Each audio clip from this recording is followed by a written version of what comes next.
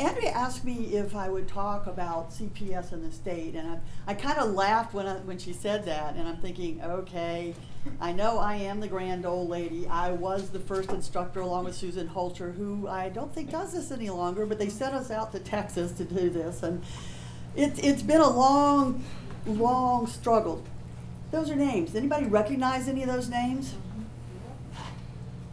Those of you that have been in CPS long enough do. These are some of the people on the national level that started all of this. In fact, Bill Hall was one of my first teachers, he and Joe Colella. I'm still in touch with several of them, but I put the first name up there because she has passed away recently. But to me, she was the most important one. She's the lady that inspired me the first time, because I came, you have to understand, I had spent 10 years in New York City working for financial institutions doing research in finance. Yeah, I have a very odd background. I was also playing on Broadway at night, so it was kind of an odd situation. My parents just gave up on me. I was kind of one of those kids, you know, just go do it and then come home. But Cheryl Neverman was one of those interesting people, but I put her up there because she was a volunteer.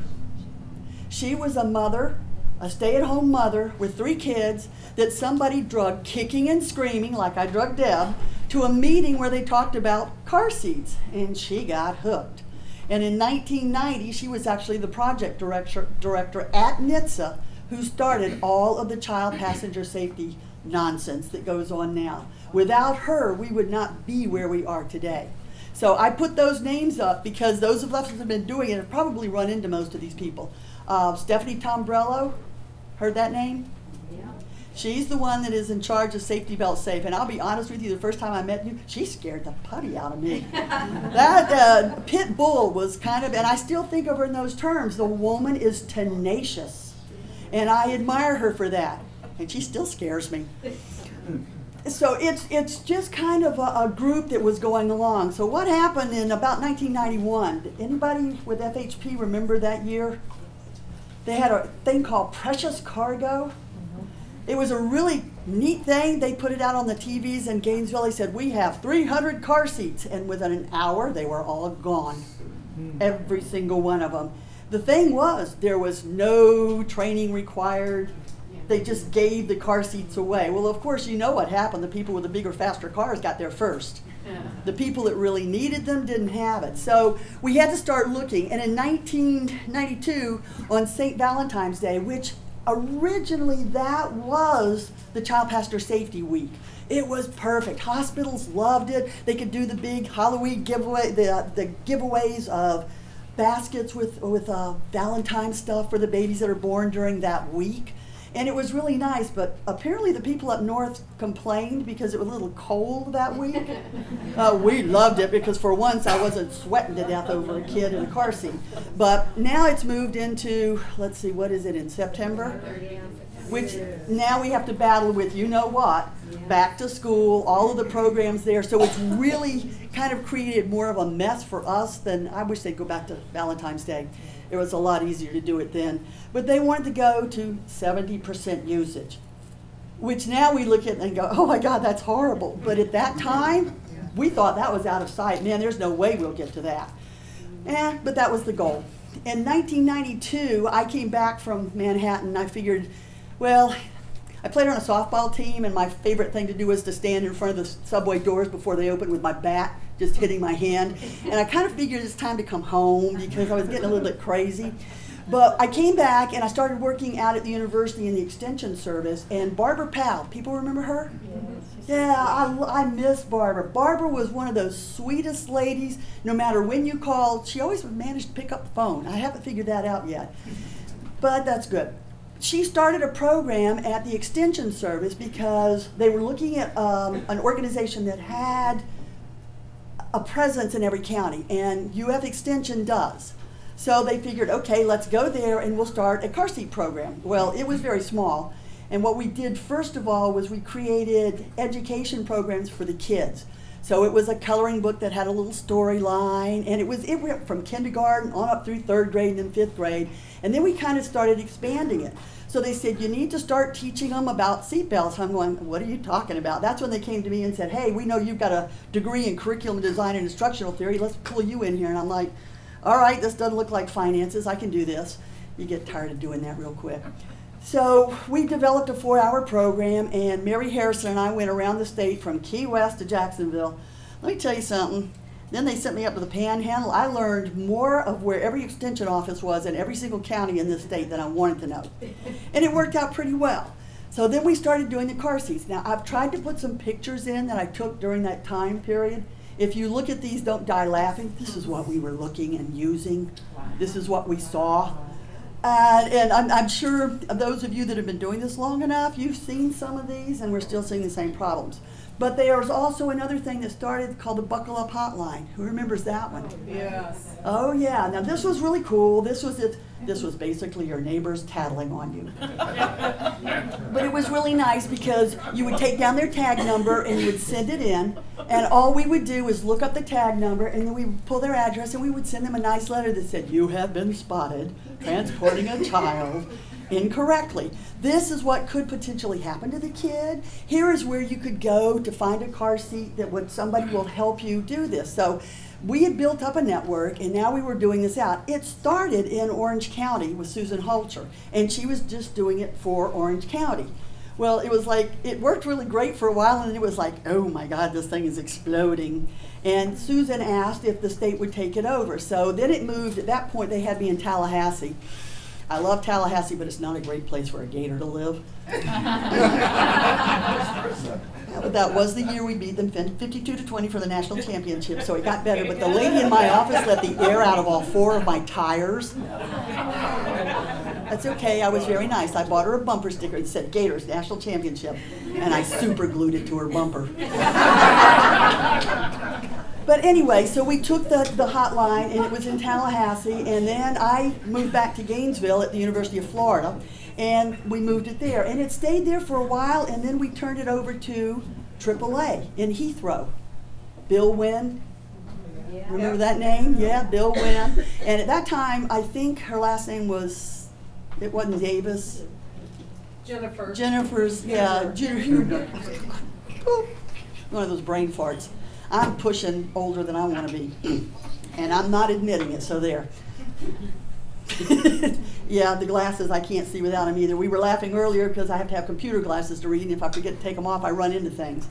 But anyway, so we moved this around until then it was down at AAA, and it lasted there for a couple of years. And it did have a lot of good to it, but it started getting to, we had a few people that they didn't have a lot to do, so they were sitting on corners and doing nothing but writing down tag numbers. And then we had the divorced parents that were sending in the other, it gets to the point where you want to just go, okay, people, please, let's do what we were trying to do here in the beginning, but that's okay. So it started changing. But we did have the 4-hour distribution, and I thought, Lord have mercy, 4 hours is a long time for class, right? And it's coming. So in April of 1994, I'm sitting in my little tiny office down in the basement of some awful building over at the University of Florida, and the big boss called me and said, hey, there's a meeting you have to go to. And I'm like, okay, what? I'm thinking, okay, it's another health department meeting or a hospital meeting. And she goes, it's a traffic safety team meeting. And I was like, what are you talking about?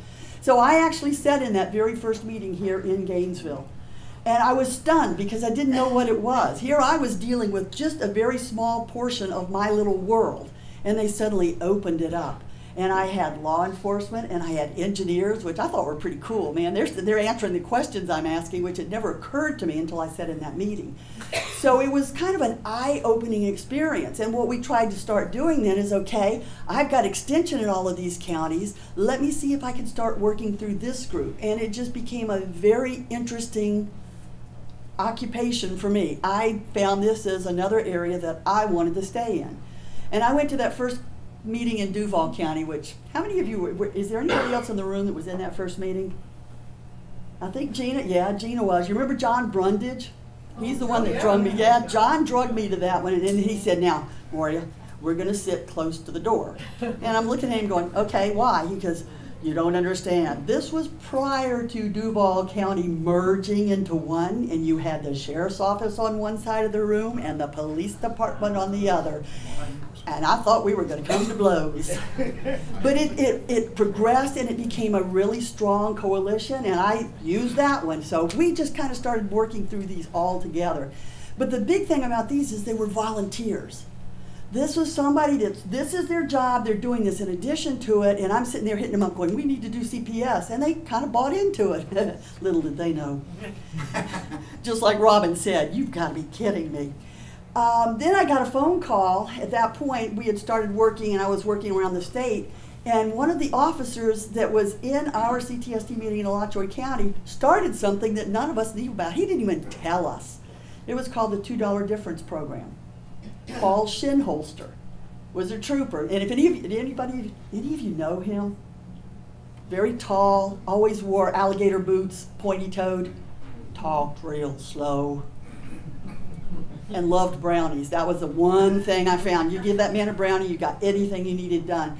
This was the first program that they came up with. He actually presented this, got it through the legislation, and had it lawed out before any of us knew what was going on. Because I'll never forget, I got a phone call that said, hey, we've got about $20,000 here, what are you going to do with it? And I'm like, what are you talking about? So it was a great thought that because he was in that CTST meeting and I'm sitting in there pushing car seats, he had an idea and he carried it forth. And that program still exists. We still benefit from that little idea. Morya. Yes. I wonder how many people here even know really what that is and how it works. It started off where we basically worked with the tax collectors and we said, you know, when you go in and you buy your tag, if you want to donate $2, it will go to buy car seats and the car seats will go back to your county. So for all of us in these rural counties, you know, we weren't getting the big grants. At that time, they were all going to Miami, Orlando, Tampa. No offense to the people there, but boy, those of us in Trenton and Dixie County, we weren't getting squat. So I was going into these little counties and I was hitting up, and they were putting up posters and we were getting a lot of money coming in. So it actually provided us with car seats. It was only a small number for a while, but it has grown. I know I hit all of my relatives in this area and we jumped up 5 car seats right away. It was either that or they couldn't come to Thanksgiving dinner. It was real sad. 36 people in one room, you have no clue.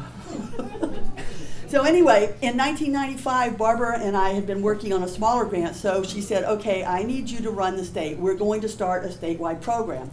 I got to go to CTST meetings. I got to recruit techs from all over. And at this point, we were still doing the 4-hour training, which it did all I could do to convince people that it would, we could do this. It was very abbreviated, trust me. But John Brundage and I hooked up. He was over at IPTM at the time, and he was working with the Seatbelt program and the click it or tickets. So they had a bright idea, and they decided, let's send the 2 of them out to travel. So we started in Pensacola at the beginning of 1 month. We taught for 4 hours and drove for 4 hours, taught for 4 hours and drove for hours. 35 days later, we made it home. I think they did this to see if we'd kill each other, to be honest with you. We actually became very good friends. I love John. I haven't been in touch with him for a while, but I know he was a great person to travel with. But it got interest up. We trained every single trooper at one point, and that was a long time ago. And again, it was 4 hours. And trust me, some of them complained bitterly. But in 1998, I got a phone call from Barbara and said, hey, we're having a meeting down in Tampa and you and Susan Holter need to be there. And I'm like, okay. So Susan and I trotted over there and they had this big hoopla and they announced all of this and they took the 2 of us in a room and I'm looking at Susan like, well, what did we do? Says, we're sending you to Texas. And I'm like, why? Were we bad? It was the very first training class. Now they had one training class where I think they anointed all the very first instructors. I was in the 2nd training class. That's why my instructor number is 39.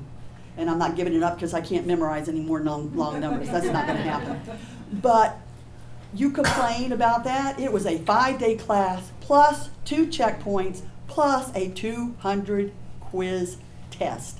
And they gave us 2 hours. Do you know how hard it is to do 200 questions in 2 hours? I made it through 175, and when they took my paper away, I was screaming and yelling at them. I don't do well with stuff like that. But it was fascinating because then we came back and it was like suddenly they turned Susan Hulcher and I loose. First thing we did was go to Orlando. Tammy Horvath was in that first class. I think she's the only one I see in here. Some of the other people, I think there were like 30 people in that class with the two of us teaching.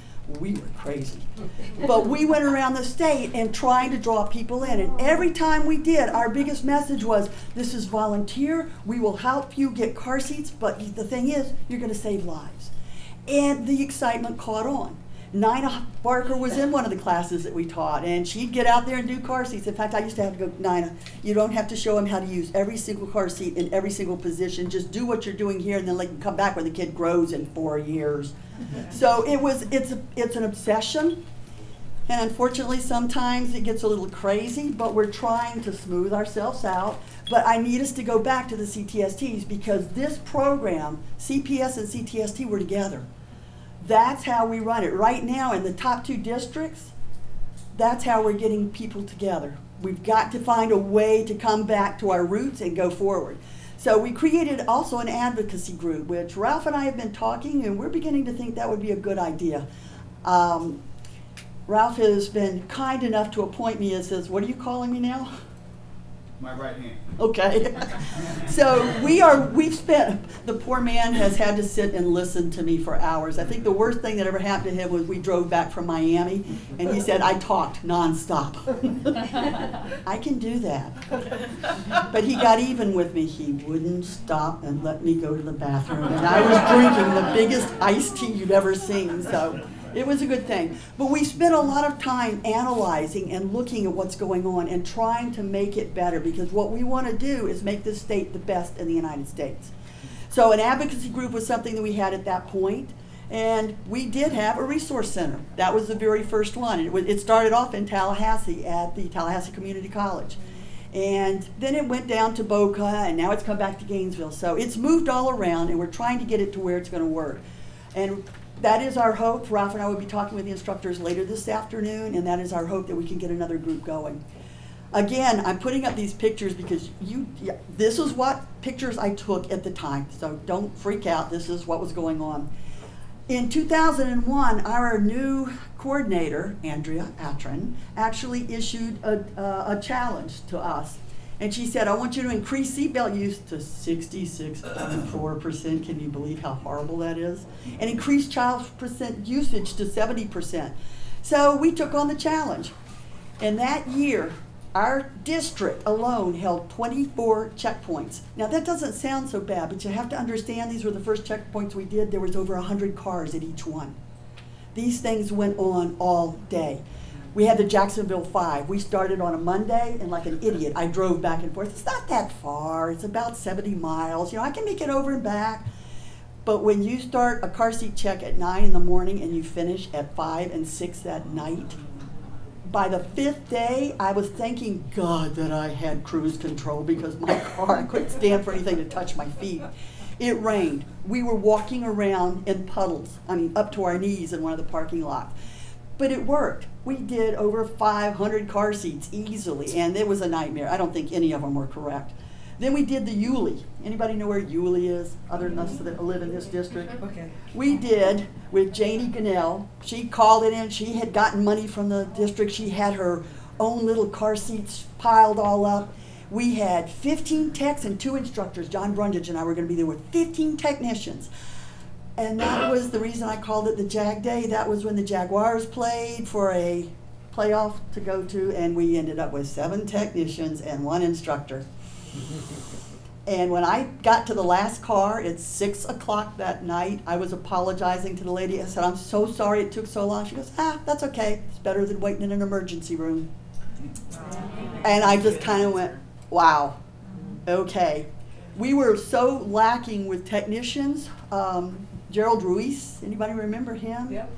He came and he saw what was going on, and he left. And I was like, well, gee, thanks, Gerald. And he came back with 5 of the inmates from one of the prisons.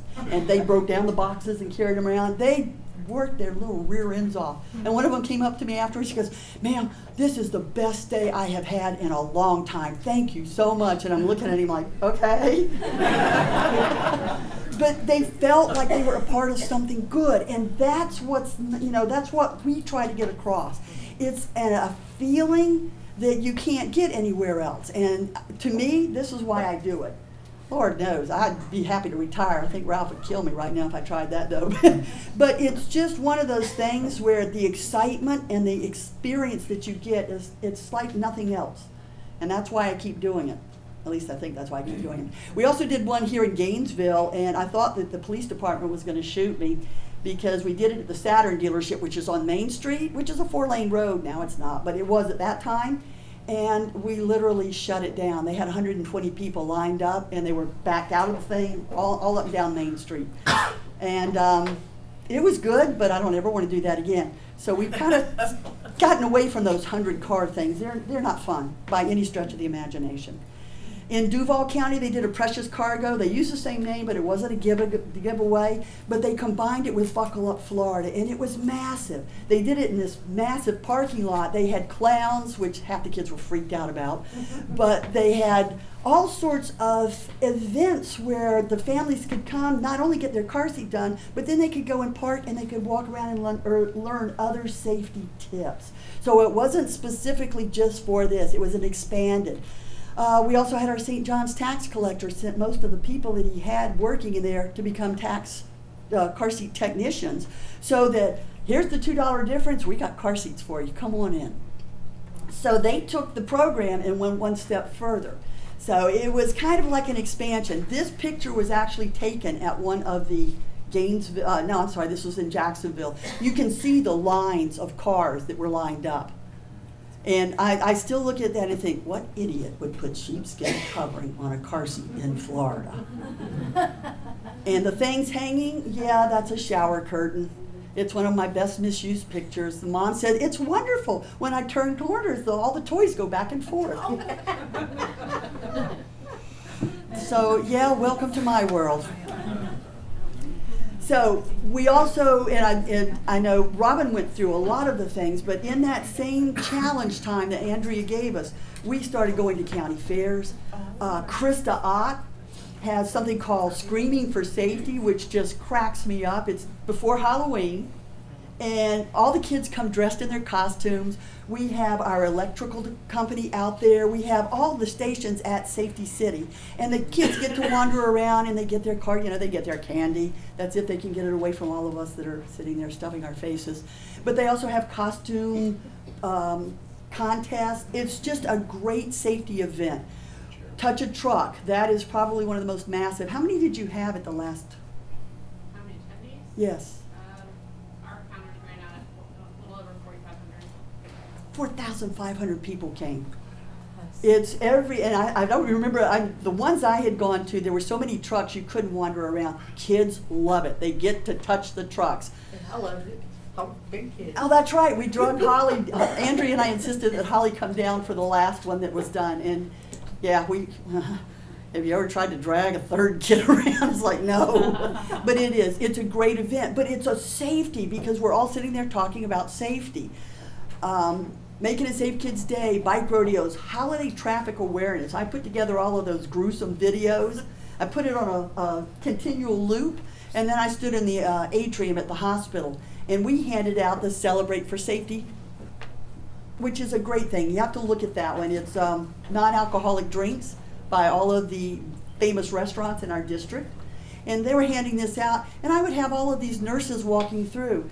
Chan's has a massive number of people that's working there, so we would go through about 1,000 of those books. But it was more important because we had people standing there. I would have the drunk goggles. I'd always make them stand there and throw a ball to me, and then usually what I do is make them face the other direction, turn around and throw it. That is hysterical. And then I had one nurse, this guy came up and stood there and actually with those goggles on, juggled 3 balls. I just looked at him like, really? But then he made it perfect because he dropped one and he bent over to pick it up and fell flat on his face. So I'm like, okay, I'm okay with this. We have the bike helmet fitting, the teen driver programs, lots of Buckle Up Religiously. We're really starting to push that. That was through our minority task force, because that really, and I'll talk about that in a second, did such a massive difference in our area. It's, I look at it as a huge achievement, as Robin said, for a very small budget, because most of the time we're not getting anything. And that is where We are so lucky in District 2 because Andrea has provided us with things. When we had no money to buy any kind of items to give away or any kind of coloring books or anything, she provided them. And for that, we in District 2, thank you.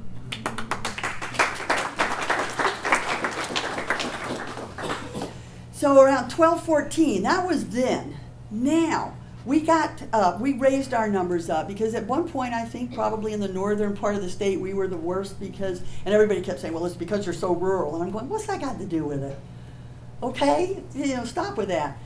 The latest numbers that have been released from the presser surveys that took place, the seatbelt usage rate for the state is now 88.8%. That is fantastic. Remember the 70, what was it, Andrea wanted 66.6%? Yeah. Now it's up to 88.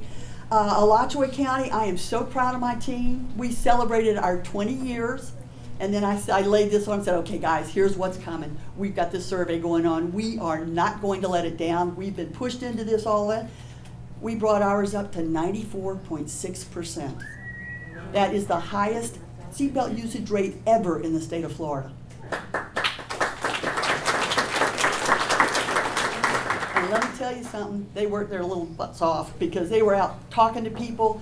We extended everything right up to the thing. We had signs up. We literally mapped out everything that we could to try to get these numbers up. And it works because you see that. But you and I both know I can go 3 blocks over and 4 down and it's just miserable. And that's it. It's not a fix. It is a continuing process. The child restraint misuse rate in our state for the 2013 is 85%. That is not bad. But that just means that 85 out of 100 are wrong. And I'm thrilled about that. We are trying very hard to get everything based on data, and the way to do that is through our checkpoint forms, and we are trying very, very hard. In fact, Ralph and I spent an entire day yesterday talking with the IT person at T-Squared, trying to figure out how we can get better data. Everything is data-driven right now, everything. Checkup events, we do fewer cars at each event. Samely, I think it's because all of us discovered this car seat stuff kill your back and your knees and your wrists and your fingers, and yeah, I've had both wrists done, operated on. So we're trying to do this smarter now. We're trying to get to a better way to do this. We have a lot of public classes. We had strong pushes in a lot of these counties on prenatal, so we can get to them before they have the kids. That way, instead of having a misuse on the car seat, you have a new install. You get them before they have the kids. That way, hopefully, they won't do anything really totally crazy. Although the shower curtain rod does kind of a lot in our area. And last year, we only had 4 technician classes in our district, which I'm trying desperately to change. But you have to understand, in our district, we have, I think, maybe 6 technician instructors. Yes. I just went to a tech update down in Boca Raton, and I'm looking in the room, and I said, how many people are here? And they said 135, and I'm like, oh dear Lord, that's more than we have technicians and instructors in our entire 18 counties. And if I add in District 3, we've only got 20 more instructors and technicians than they have in that one room. So it kind of brought home to me the fact that we really need to start pushing some stuff. Our minority task force was fantastic.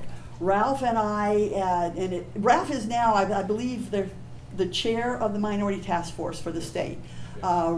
Reggie Bell, this was dear to his heart. He's worked on it.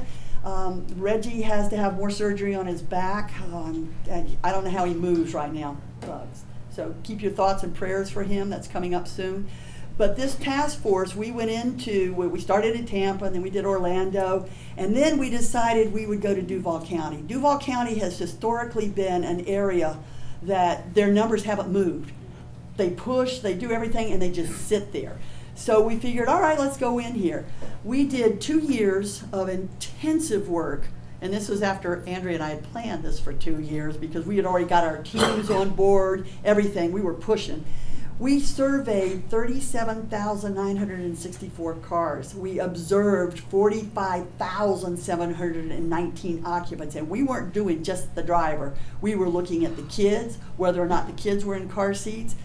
And you have not lived until you've carded that many college kids and tried to stay herd on them every time. And I mean, we had it down to a fine art. They went in at night, they got fed, they were sent to bed, they got up early, they went and did a car seat check, they came back, they swam in the pool, got cleaned up, packed, and then they went to the mall to eat, and then they went and did another survey. But what it did, after the surveys, we did outreach. We combed the areas up and down the streets where we were going. We knocked on doors. Ralph went into a fantastic barbecue place and didn't even get me anything. I haven't quite figured that one out yet. But while he was there, I went into the Chinese mafia organization. I didn't know that's what it was. They were very nice. They screamed in a language I couldn't understand. They kept going, not our building, not our building. And I kept going, I just want to put the poster up. And the JSO afterwards really screamed and yelled at me for going in there. They said, that's a dangerous place. I was like, really? Nobody told me.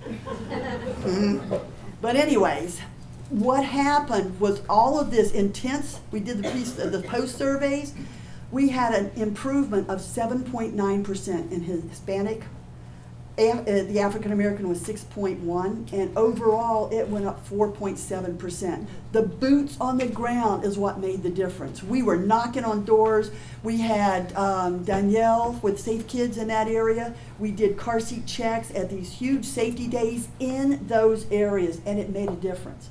And we're still seeing the improvement when they did the survey for seatbelts later. We noticed a huge increase in the Duval numbers. In fact, right now, all the numbers that are coming out, I am very proud of my northern part of the state because right now we're higher than everybody else. You want to know who had the lowest? Yes. I'm not going to tell you. It was Miami and Orlando. Now, I can't blame Orlando. That's a lot of tourists, Tourons as I call them. You know what that is, right? Okay, good. I don't have to explain it. But it's one of the things where you've got to get out there and you've got to shake their hands. You get in their face, you talk to them, and that's what makes a difference. Ralph would even tell you, most of the places we went to, barber shops, you walk in and the first words out of their mouth, well, it's about time somebody got here. They know their community needs help and they need the information. So we were handing out tip cards and information. You talk to those people and they get on and everybody starts going.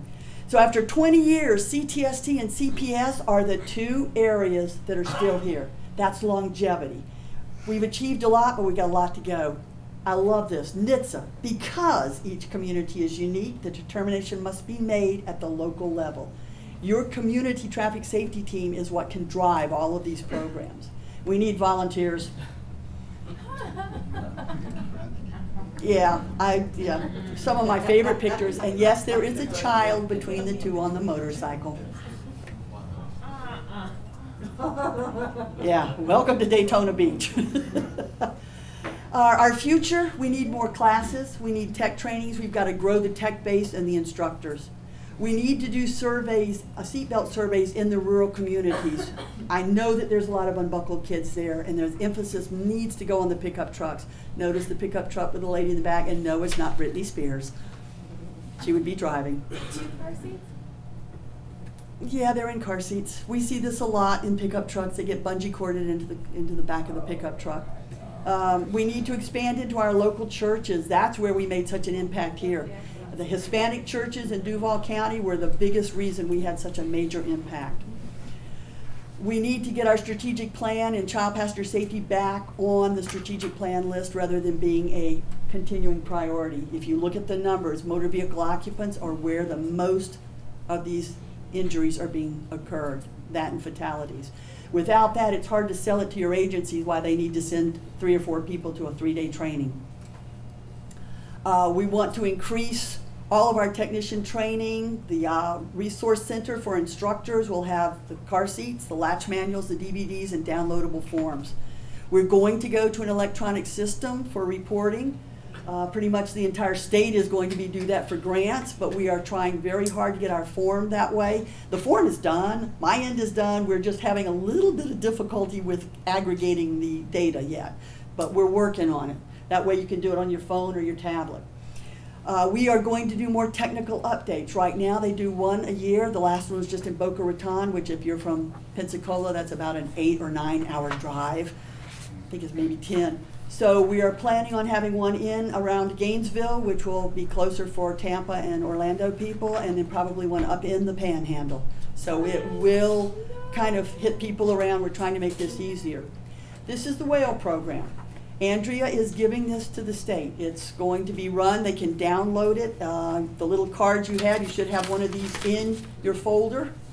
This is probably one of the coolest things that ever came out. District 3 has it and are using it, and their colors are slightly different. But it is a wonderful way to get the attention. Hospitals love them, absolutely love them. This is what's new. We have a new booster seat law. And the thing about it is we're going to do, it goes into effect in January, and Ralph and I have been talking. We have spoken with Bevan, the Safe Kids coordinator over in Tampa, and with Kelly Powell, the Safe Kids coordinator down in Palm Beach, and we'll probably work with Palm Beach and Broward County. We want to have 2 large media pushes. We're going to ask every technician that's anywhere near those areas to come to those. We want to have it as a big media splash. We want to show everyone what we've got. But then we're giving everybody tip cards. The law is on here. On the back, it's basically giving you what is safe.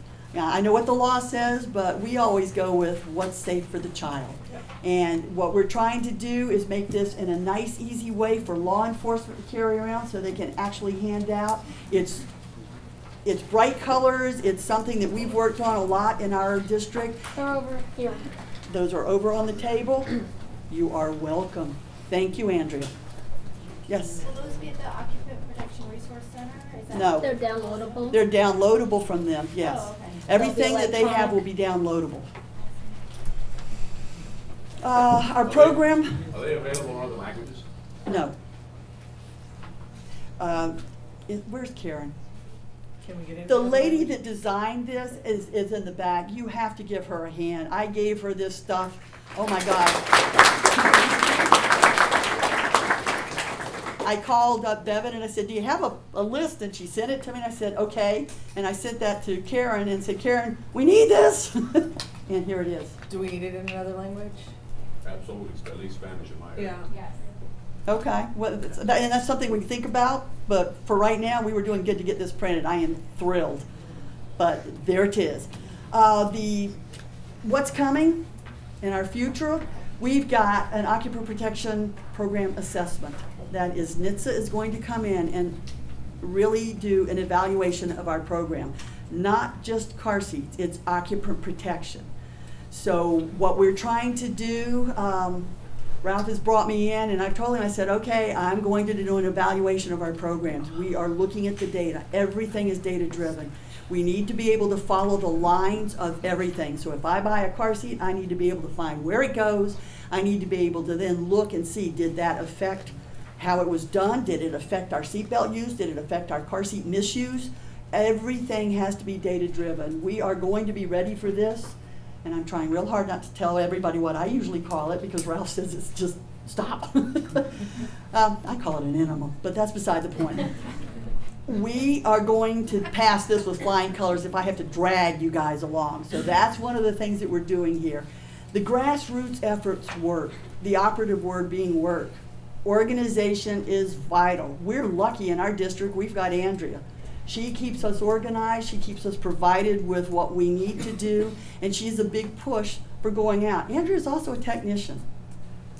She's not real happy with going out in the hot, sweaty sun and doing it, but she is a technician and she stays on top of it for us, and she's there when we need help. We call her up and say, hey, I don't have any of this, do you know where I can get it? She finds it for us. And that has been a tremendous, tremendous help in our area because, as Robin said, money's getting tight. Surveys have to be done. They've got to be identified. Collection has to be correct, and it's got to be conscientious. We can't have these data coming in and it's half done. That's not going to help us. The community itself is your best ally or your foe. The reward is simple. You'll never know how many lives you save.